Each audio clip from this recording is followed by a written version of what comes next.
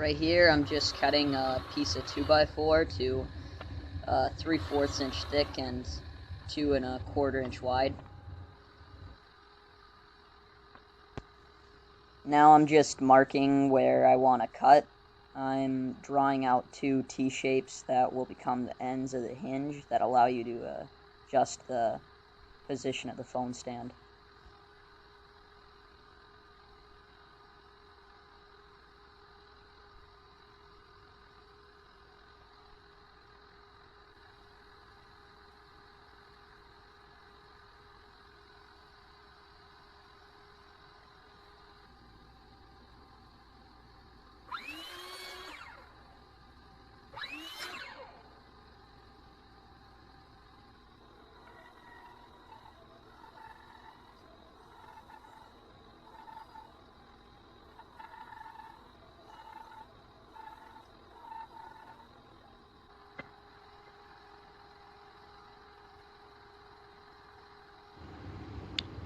This is the other half of the piece of 2x4 I cut earlier. It's going to become the middle parts of the hinge. I'm making 2 pieces 3/4 of an inch square and 3 inches long.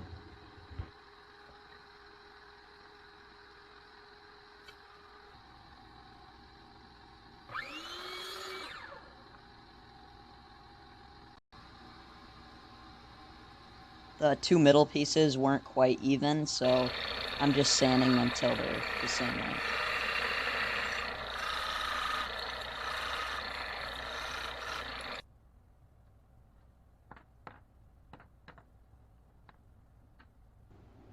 Now that all the pieces to the hinge are cut out, I'm clamping them together to have the holes drilled for the threaded rods.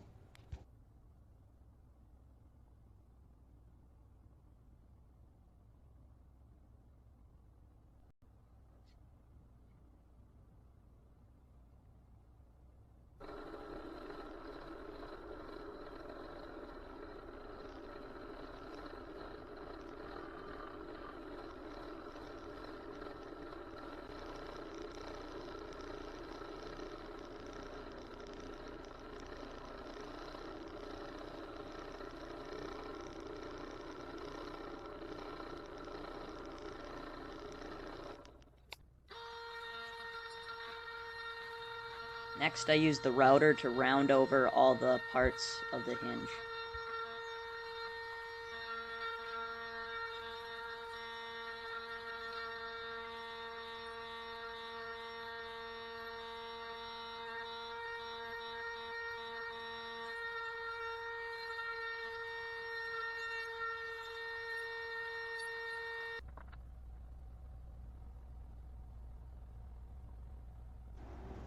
Then I put the hinge together to make sure everything fit and moved freely.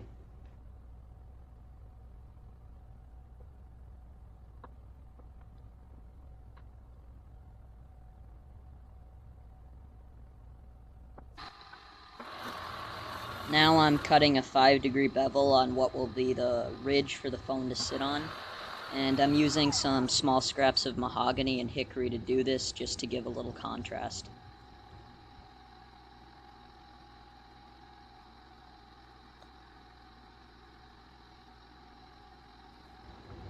I'm cutting each of these pieces to be 3 inches long, then I'll glue them into one long piece.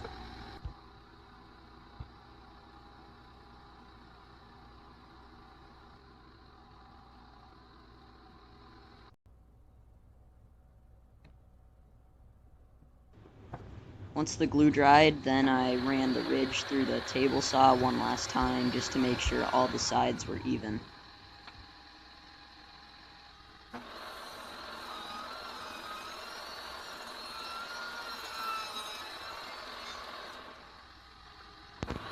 Now I'm cutting the back piece of the phone stand to be 3 inches tall by 6 inches wide. It'll be leaning back at a 5-degree angle.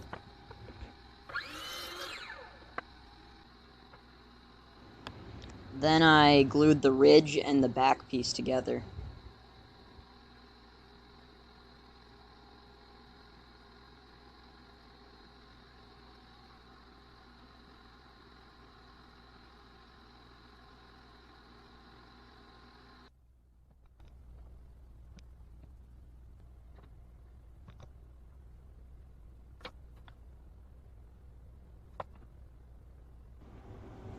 Next, I cut a 5" by 5" piece off a sheet of edge-glued pine I had.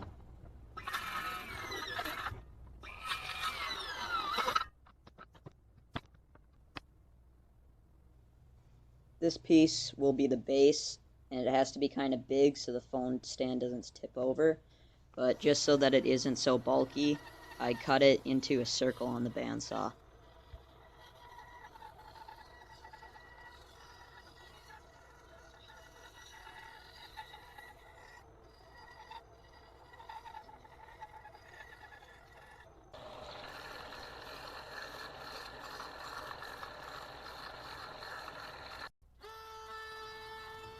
Then I rounded over the edge of the circle with a router.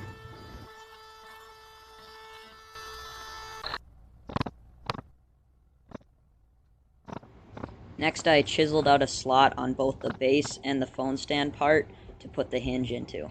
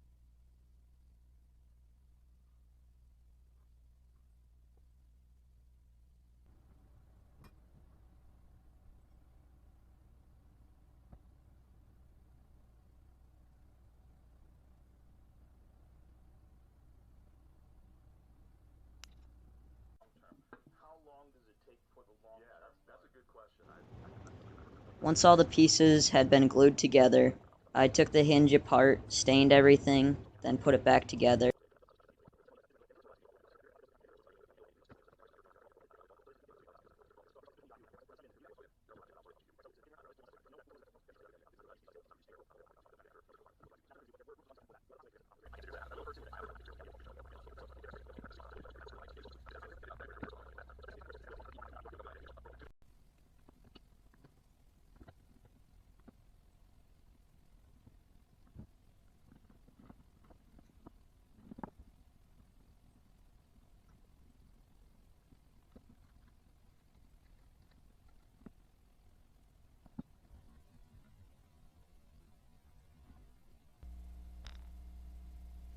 Now, when you loosen or tighten the wing nuts on the side, you can move or lock the phone stand into any position.